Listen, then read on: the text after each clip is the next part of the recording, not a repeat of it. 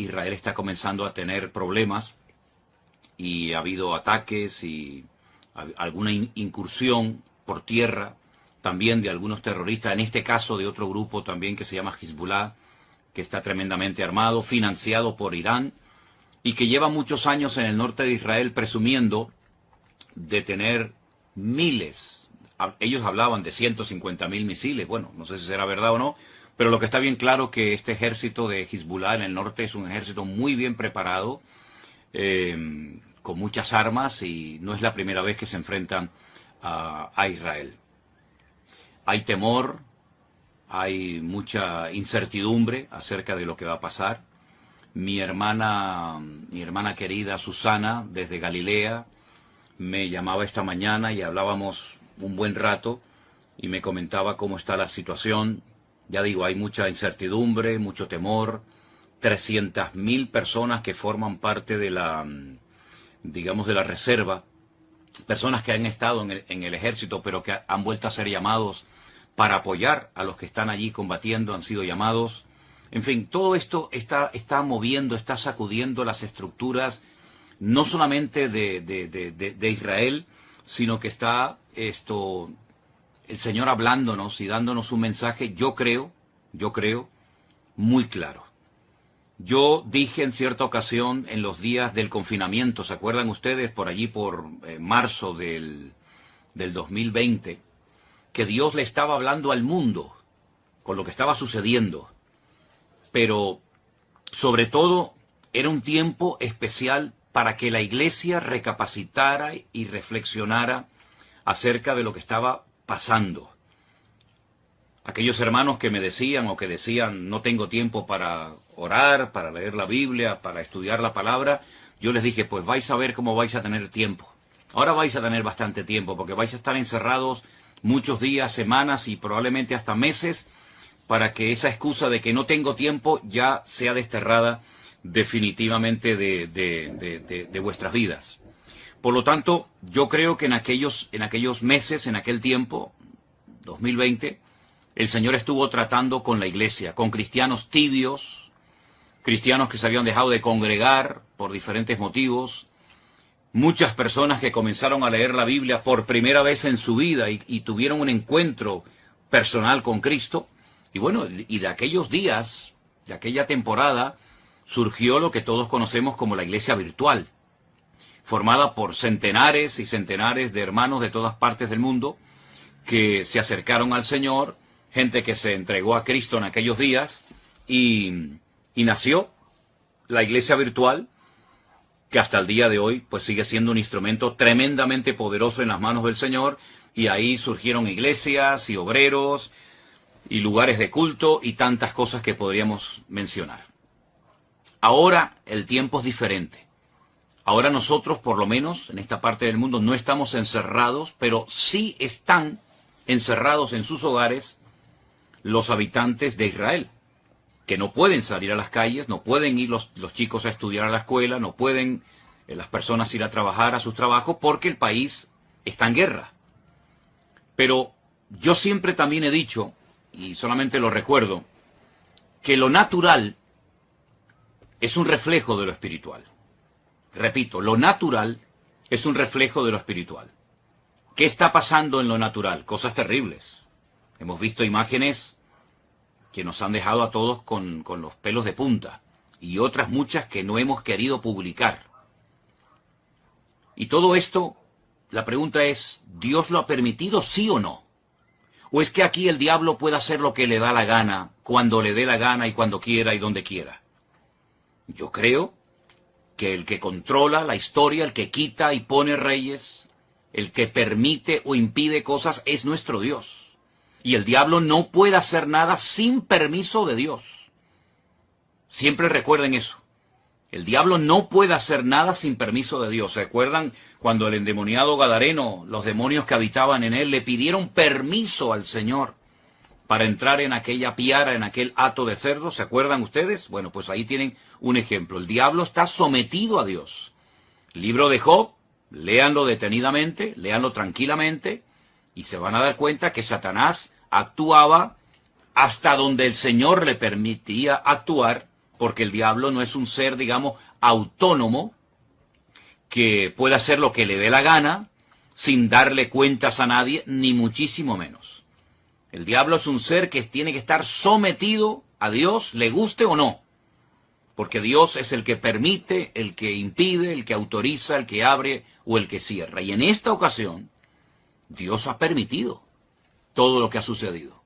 Claro, algunos dirán, bueno, pero yo no creo en eso. Es que, lo he dicho muchas veces, lo que usted crea o lo que usted opine no va a cambiar la esencia de Dios. Y Dios tiene todo el permiso y toda la autoridad para hacer lo que quiera y cuando quiera, cuantas veces le dé la gana, porque para eso es Dios. Y no está sujeto a leyes humanas ni a ningún tipo de limitaciones. Él es Dios soberano, Rey de toda la tierra es de Dios y su plenitud, y por lo tanto, cuando Él permite algo es porque es necesario que eso que sucede haya sucedido de esa manera. Cuando el hombre peca contra Dios, cuando el hombre pisotea la sangre de Cristo, cuando el hombre se mete contra el Evangelio, las consecuencias a corto y a largo plazo son terribles, terribles. Yo estaba ahora mismo hablando con unos hermanos de Jerusalén, donde me acaban de decir hace un instante que hace unos días, hace muy poco tiempo, en la ciudad de Haifa, allí en Israel, pues fueron a evangelizar, a hablar de Cristo. Miren qué delito, ¿no? Tan grande, ¿no? Todo el mundo puede manifestarse, pero parece ser que en Israel, hoy por hoy, a los misioneros, a los hermanos que salen a las calles, en un país, dicen, 100% democrático, pues parece ser que unos tienen más derechos que otros. Y esa es la cruda realidad. Yo he visto cómo a personas en Jerusalén se les ha escupido, se han quemado nuevos testamentos, se les ha perseguido, se les ha criticado, se los ha expulsado de zonas porque son cristianos, son enemigos, ¿verdad? Y hay que expulsarlos. Pero luego, sin embargo, se hacen otras manifestaciones, otros colectivos totalmente antibíblicos, incluso algunos que hasta odian y oran en contra del Estado de Israel, se les permite salir con sus banderas, con sus pancartas y hacer todo tipo de manifestaciones en público, pero a los cristianos no. A los cristianos no se les permite evangelizar. Y si no, inténtelo, si no me cree, haga usted la prueba, coja mañana tratados, folletos, Biblias, Nuevo Testamento, váyase por ejemplo a Jerusalén y póngase donde usted quiera. A ver si usted tiene la libertad de repartir libremente. Ni se le ocurra, porque la van a expulsar y le van a impedir y la policía se le va a tirar encima. Entonces, ¿de qué estamos hablando? ¿Del pueblo de Dios? Mire, está pasando en Israel hace muchos años, no ahora, hace muchos años está pasando lo mismo que pasó en la época de la iglesia primitiva. Que a los líderes religiosos no les gustaba que a los apóstoles predicaran de Cristo en las calles. Los encarcelaron, los torturaron. ¿Dónde mataron a Esteban? Yo pregunto, ¿dónde mataron a Esteban? ¿Y quién mató a Esteban? A Esteban no lo mataron gentiles. ¿Qué le hicieron a Esteban? ¿Quién estaba presente en la ejecución de Esteban? ¿No estaba por ahí un jovencito, un tal Saulo de Tarso? ¿Saulo de Tarso de dónde era? ¿De Japón? ¿De Babilonia?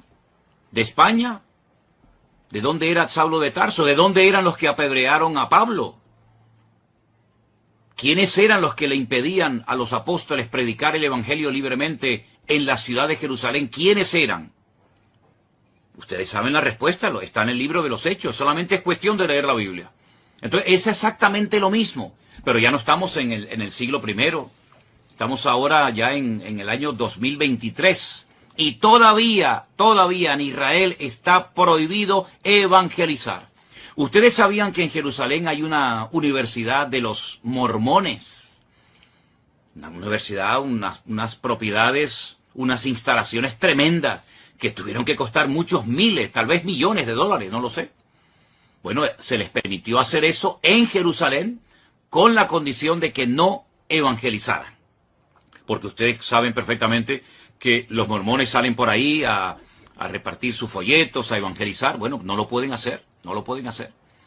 Entonces, no me vengan a mí ahora que Dios tiene que respaldar y tiene que bendecir y tiene que apoyar a un pueblo que prohíbe la predicación del Evangelio, que prohíbe la predicación del Mesías, en el cual creemos los cristianos.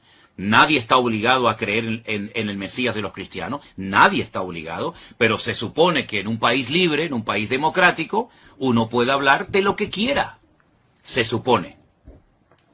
Como también en la democracia en España se supone que se pueden decir y hacer ciertas cosas, pero a la hora de la verdad no es verdad, ¿verdad?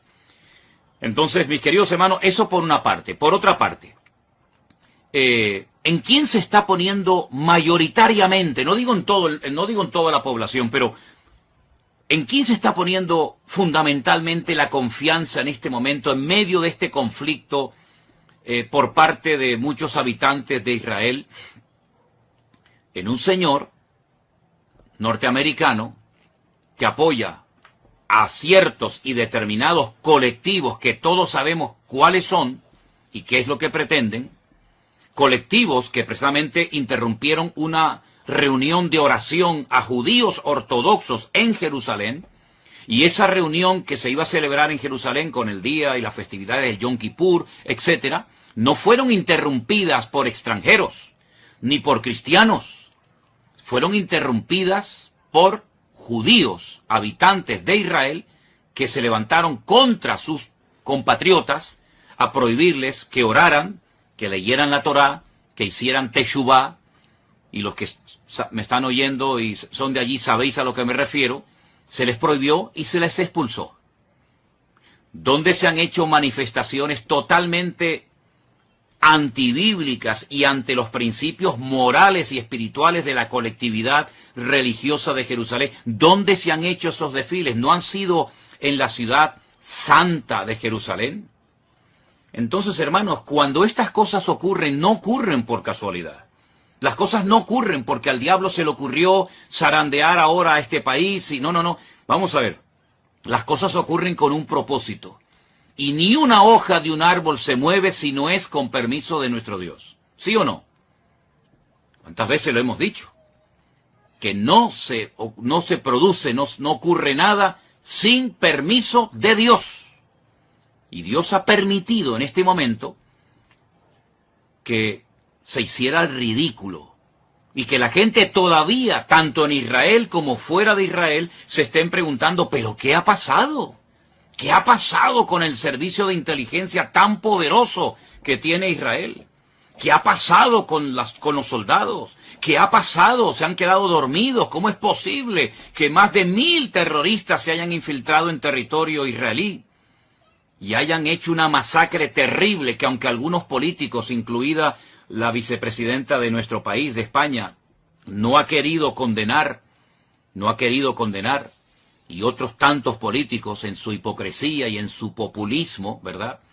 Pues esto ha sido algo terrible. Esto me recordaba a mí a los tiempos bíblicos, cuando se peleaba contra filisteos y amorreos y aquellas matanzas y aquellas cosas terribles que nos cuenta la historia. Pues lo hemos visto hace unos días en televisión, como centenares de personas corrían despavoridas como conejos, asustados por el desierto del sur de Israel, y eran como presas de caza disparándoles a discreción, a diestra y a siniestra, y hemos visto cosas que ni siquiera quiero mencionar. Hermanos queridos, ¿es que acaso Dios se ha dormido? ¿Es que acaso Dios se ha olvidado de su pueblo? ¿Es que acaso Dios ya no recuerda sus promesas y sus pactos? Claro que los recuerda. El problema no es que Dios se ha olvidado de su pueblo. El problema es que su pueblo se ha olvidado de su Dios. Esa es la realidad. Ahora bien, para los cristianos que dicen, bueno, este es un tiempo de prueba para Israel, que son el pueblo de Dios, yo quiero hacer un pequeño alto en el camino y preguntarles a todos ustedes, y veo que hay muchísima gente conectada, no sé exactamente de dónde, pero bueno, eso es ahora mismo lo menos importante. Yo les hago una pregunta. ¿Conocen ustedes ese versículo del Nuevo Testamento? No del Antiguo Testamento, del Nuevo Testamento, que leen millones de cristianos todos los días, pastores, evangelistas, maestros, etc. Ese versículo que dice, Vosotros sois real sacerdocio, pueblo santo, adquirido por Dios. ¿Se acuerdan ese versículo? ¿Saben, verdad? ¿Dónde está? Y todo, ¿verdad? Vosotros que no erais pueblo, ahora sois pueblo de Dios, real sacerdocio, nación santa, pueblo adquirido por Dios para que anunciéis las virtudes de aquel que os llamó de las tinieblas a su luz admirable. Entonces, mi pregunta es, ¿somos los cristianos pueblo de Dios? ¿Sí o no? Respóndanme ustedes, que yo estoy viendo ahí cómo están escribiendo muchas personas. ¿Somos los cristianos, vuelvo a preguntar, ¿somos los cristianos pueblo de Dios o no somos pueblo de Dios? ¿O el único pueblo de Dios que existe sobre la faz de la tierra se llama Israel? Y nosotros, entonces, si no somos pueblo de Dios, ¿qué somos entonces, hermanos? ¿Qué somos entonces? Si no somos pueblo de Dios, somos otro pueblo diferente. Dios tiene entonces dos pueblos, uno judío y uno gentil. O Dios tiene un solo pueblo, y a ese único pueblo pertenecen judíos, españoles, japoneses, americanos, latinos. Dios tiene un solo pueblo. Entonces, si somos el pueblo de Dios, y yo creo que en eso, creo yo, no lo sé, estaremos la inmensa mayoría de creyentes de acuerdo. Si somos el pueblo de Dios, y veo que muchos están contestando, sí, pastor, sí, somos el pueblo, muy bien, pues entonces a todos los que están diciendo que sí somos el pueblo de Dios, y a los que no lo están contestando, pero saben que somos el pueblo de Dios, yo les quiero leer estos versículos. Y dicen así: si se humillare mi pueblo. Usted ha dicho que somos pueblo de Dios, lo acaban de escribir muchos de ustedes. Sí, amado pastor, somos el pueblo de Dios. Gracias, hermano. Si se humillare mi pueblo, sobre el cual es invocado mi nombre, y oraren, y buscaren mi rostro, y se convirtieren de sus malos caminos, entonces yo oiré desde los cielos y perdonaré sus pecados y sanaré su tierra. Vuelvo a hacer la pregunta de antes: ¿somos los cristianos hijos de Dios y pueblo de Dios, sí o no? Sí, ¿verdad? Pues entonces, ¿qué estamos esperando para, como pueblo de Dios, humillarnos, invocar su nombre, orar, buscar su rostro, convertirnos de nuestros malos caminos, dejarlos a un lado? ¿Qué estamos esperando, hermanos queridos? Sí, ya veo que saben el versículo dónde está y todo. Segunda de Crónicas 7:14, efectivamente, ese es, mi hermana Mónica. Segunda de Crónicas 7:14. Pues si somos el pueblo de Dios, seamos coherentes con lo que decimos.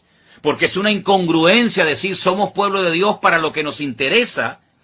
Y ahora que está viniendo la hora de prueba a todas las naciones de la tierra, decir no, eso ahora es para los judíos. Entonces, ¿en qué quedamos? ¿Somos o no somos el pueblo de Dios? No seamos hipócritas. No seamos fariseos. No seamos pueblo de Dios para las promesas y para los privilegios y para las bendiciones, y después resulta que no somos pueblo de Dios cuando viene la ira de Dios, cuando viene la justicia de Dios, etcétera, etcétera, etcétera. Hay un mensaje muy bonito que el Señor le da a una de las iglesias que son mencionadas en el libro del Apocalipsis, y dice lo siguiente: yo conozco tus obras, he aquí que he puesto delante de ti una puerta abierta, la cual nadie puede cerrar, porque aunque tienes poca fuerza, has guardado mi palabra y no has negado mi nombre. ¿Qué le parece? Por cuanto has guardado la palabra de mi paciencia, yo te guardaré de la hora de la prueba que ha de venir sobre el mundo entero. Ahora les digo dónde estoy leyendo. Yo te guardaré de la hora de la prueba que ha de venir sobre el mundo entero para probar a los que moran sobre la tierra. ¿A quién van dirigidas esas palabras, hermanos? ¿Solamente a los judíos? No. Esas palabras las escribió el apóstol Juan porque el Señor Jesucristo, el que murió en la cruz y resucitó al tercer día, le dijo: escribe lo que has visto, lo que has oído, lo que es y lo que será, y envíalo a las 7 iglesias. Y este mensaje va dirigido a la iglesia de Filadelfia. Yo sé que en España la iglesia de Filadelfia son las iglesias de los hermanos gitanos, Pero la iglesia de Filadelfia era una congregación que existía hace 2000 años en la zona de Turquía, de Asia Menor. Y fueron palabras dirigidas por Cristo a una iglesia, a su pueblo. Apocalipsis capítulo 3, del versículo 7 en adelante. Yo te guardaré de la hora de la prueba que ha de